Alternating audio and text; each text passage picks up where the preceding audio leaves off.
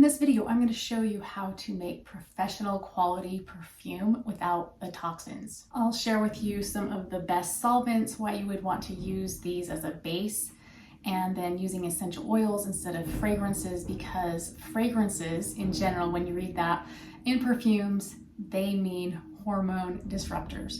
And so I will show you how to make these. They smell beautiful, they're easy to make, and they help you to feel amazing.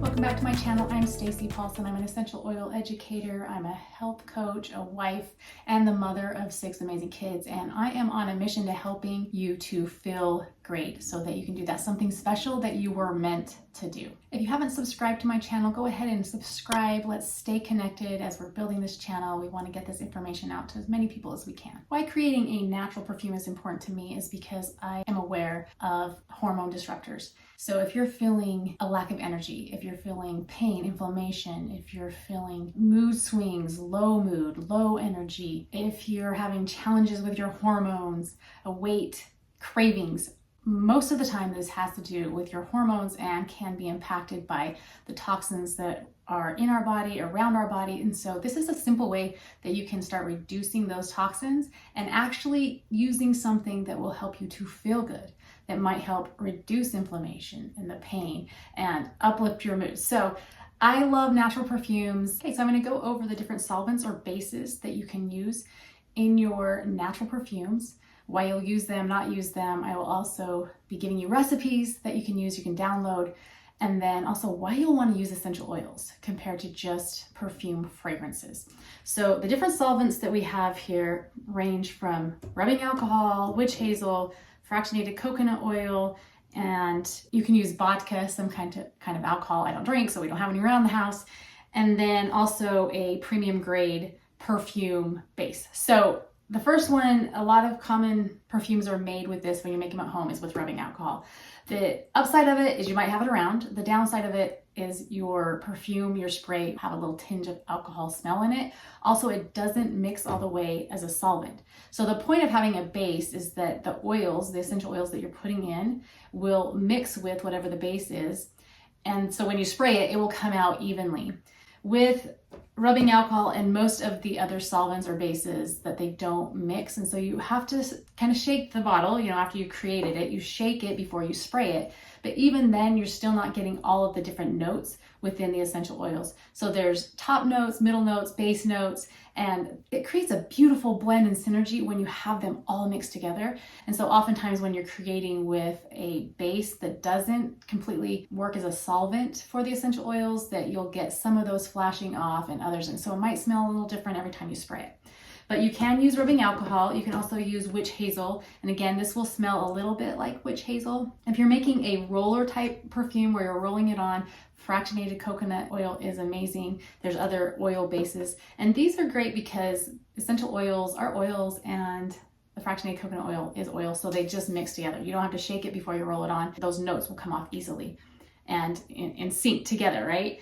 But one of the best solvents for perfumes is a product called dipropylene glycol, and I'll link this below. And this isn't toxic, this is just a great solvent that you can use, but yes, you would have to go out and purchase it. We don't usually just carry this in our home, but once you purchase it, you can make a lot of different perfumes. I love making these as little gifts for baby showers, for wedding gifts, the little newlyweds, for your friends, for their birthdays, holidays. This is a great inexpensive way to give something natural and uplifting to others. So you'll use it a lot of different ways. So all you're going to do with making your perfume is you're going to put in the oils, so the essential oils. Depending on the recipe, there will be different amount of drops that you put in, and it's okay to experiment. So one of my absolute favorite is frankincense, bergamot, tangerine, and vanilla. This is heavenly. But what I love about it is that it uplifts my mood. It helps me when I'm maybe feeling low to help boost my mood really, really fast. And so that's something that you can have in your bag, gym bag, in your purse, in your car, just around places to where you just need that quick pick-me-up, put it on, you smell great, and then the people that you're wearing it around are impacted also in a positive way. Instead of wearing perfumes that often have those toxins and that you're spreading those toxins to people. I know I've been in several different meetings or events where someone comes in and they just have that perfume on and that fragrance, which I know they love, but it is making me have a headache. And so I don't want to be that person, and I want something that is uplifting to others as well as myself. So this is another reason to use oils. So this recipe calls for 2 parts of the citrus oil, so the bergamot and the tangerine, and then 1 part of the frankincense and the vanilla. So how that works, depending on the size of the bottle that you're filling up, I would put 2 drops of bergamot, 2 drops of tangerine, and then 1 drop of frankincense and vanilla. And you can up that if you want it stronger, or depending on how large your bottle is, that you will just kind of follow that pattern. And I'll go ahead and put that in the description. So let's go ahead and make this. 1, 2, and 2 of the tangerine, 1 of the frankincense. You only get 1 to come out, and 1 of the vanilla. Comes out a little bit slower. And then you'll take your dipropylene glycol or whatever solvent you have decided and just go ahead and fill that up. If you have a pipette, you can use that. If you have a funnel, a small funnel, you can use that as well.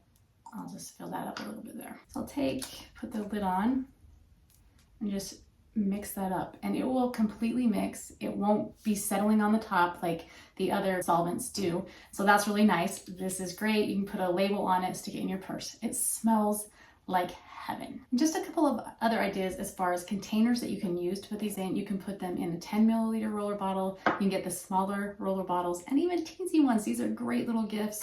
Put them in your purse. And then what I've also found, I love in doTERRA, they have some beautiful blends already created that I love. I wish that I could just put them on and they'd stay on and be really smelly, right? So one of them is Melamala, and maybe you have different blends already that you love that you don't even need to add different oils to, that you can use your solvent and make a perfume with it.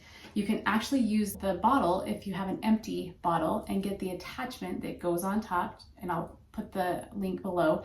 And you just put that in there, and instead of throwing these away, you're creating little perfume sprays for yourself or for others. I'll go ahead and link below the PDFs for the perfumes and body mists, and also make sure that you subscribe to continue receiving tips on how to live great and feel great.